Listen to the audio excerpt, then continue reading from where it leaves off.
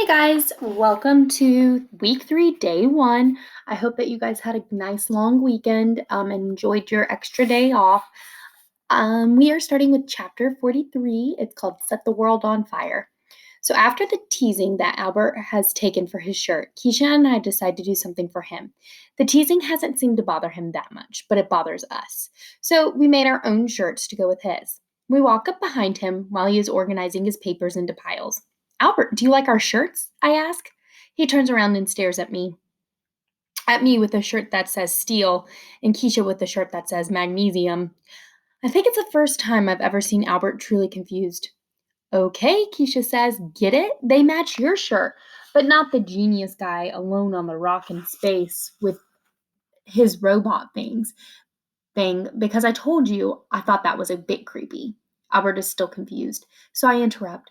The shirts match because the three of us together are going to set the world on fire, like Mr. Daniel says. Yes, he says, flint, steel, and magnesium are commonly used together for fire starters. I get it. The corner of Albert's mouth twitches, which is like someone else doing cartwheels down the hall. Without thinking, I yell to Shay across the room, Hey, you tease one of us, you tease all of us. Shay has an expression like she's just smelled rotten meat, and it makes Keisha and me laugh really hard. When I pat Albert on the back, just wanted you to know that you can always count on us. Well, that would make you either a set of fingers or an abacus. Uh, Albert, seriously? Keisha shakes her head and then leans forward. It means we think you're a cool dude. We're allies, I smile. He goes back to arranging his papers. Yes, I know, he says softly. I am most grateful.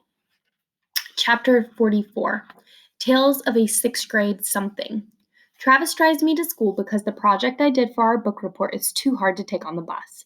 I've always used my art for projects at school, but this is a three-dimensional scene on a piece of wood. A scene from Tales of a Fourth Grade Nothing, the book that Mr. Daniels gave me to read. What's gotten into you? Travis asks. Since when do you smile like that on a Monday morning? I'm going to school feeling proud for once, so I just sit there, continuing to smile. Hey, he says, hitting me on the side of the leg. I'm happy to see you so happy about school, Al. He laughs a bit. To be honest, I wouldn't mind feeling some of that.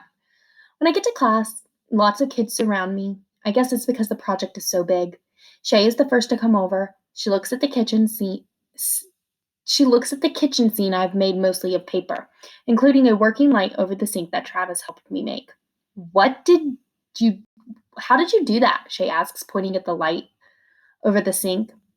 There's a battery underneath. She looks disgusted. And you made that? Oliver comes over and grabs it for the light. Cool! Before I can move, he knocks the wire, which makes the light go off. Shay begins. Oliver, you're such a... Leave him alone, I interrupt. If I don't care, you shouldn't. Shay and Oliver are both wide-eyed, but for different reasons. Oliver smiles a little. It's okay, Oliver. I'll fix it. Shay is squinty-eyed for a bit and then laughs in a way that is louder than normal. She's pointing at my project. I read that book like 4 years ago, and there aren't any soldiers in it, she says, pointing at a picture hanging on the wall of the room I made. Max comes over. What's up? She has a picture in there that has nothing to do with the book. Book report, Allie? Should be about the book. Well, I say, feeling a little warm all of a sudden, most houses have art on the walls, so I figured I'd decorate the room and draw a picture of my dad in his uniform. Wait, Max brightens. Your dad is in the army? Yeah. That's cool. What does he do? He's a captain with the tank division. Your father drives a tank? Seriously? That's awesome. I look up. Thanks. He holds up his fist to fist bump me, and he walks away. He tells the other guys about my dad. From the look on Shay's face, she can tell that her insult backfired on her. Then Mr. Daniels comes over. He's wearing a tie with books on it. Wow, Allie, that is amazing. He leans forward and drops his voice. I'm really proud of you. My response is stuck in my throat. I watch a series of movies in my head, trying to see a time when a teacher has said this to me. There isn't one. Allie, she says. Still, I can't speak. Usually, when I find myself unable to speak, it's because I'm humiliated. I like this feeling a lot more. Chapter 45 My Brother's Question. I'm working on pictures of cupcakes.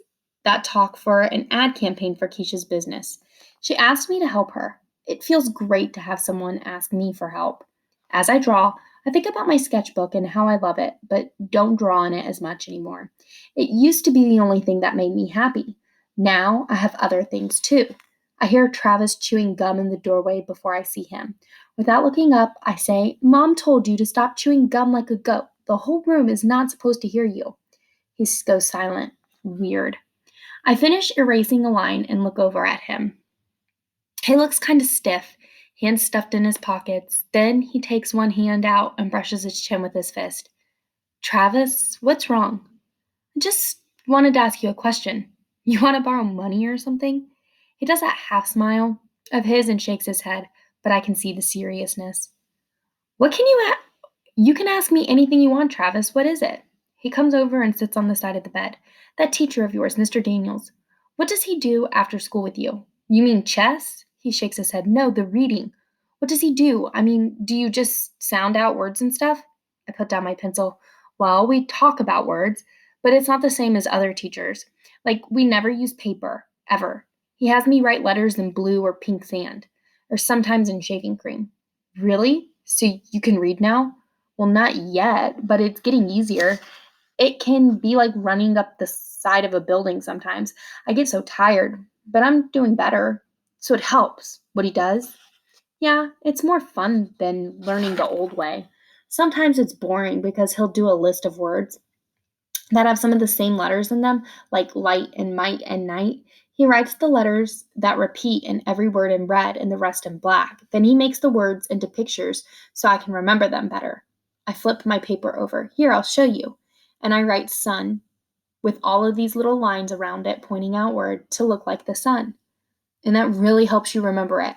"Yeah, and he also has these sheets of plastic that I can see through but are different colors. He puts those over pages, it makes the headaches better.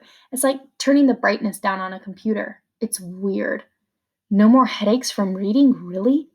"Well, I still get them, but they're not nearly as bad, like a little stick hitting my head compared to a baseball bat." Travis smiles and then stands up. "Well, I'm glad he's helping you, and I'm glad that you have Keisha and Albert. Squirt, you're doing great." "You're doing great too, Travis. Not long before you'll open up Nickerson's Restoration, right?" He nods once and turns to leave. He doesn't talk about the neon sign he'll have or the big rolling tool cases or anything. I miss hearing his mouth running like a motor about all of his plans. "Travis?" He turns. "Yeah?" "I could try to help you." "Nah," he says, brushing his chin with his knuckles. "I don't need you to do that. I was just wondering." All right, guys, we'll pick up tomorrow. We are almost done with this book, and I will be posting in the next couple days an opportunity for you to pick our next read aloud. I hope you guys have a good rest of your day.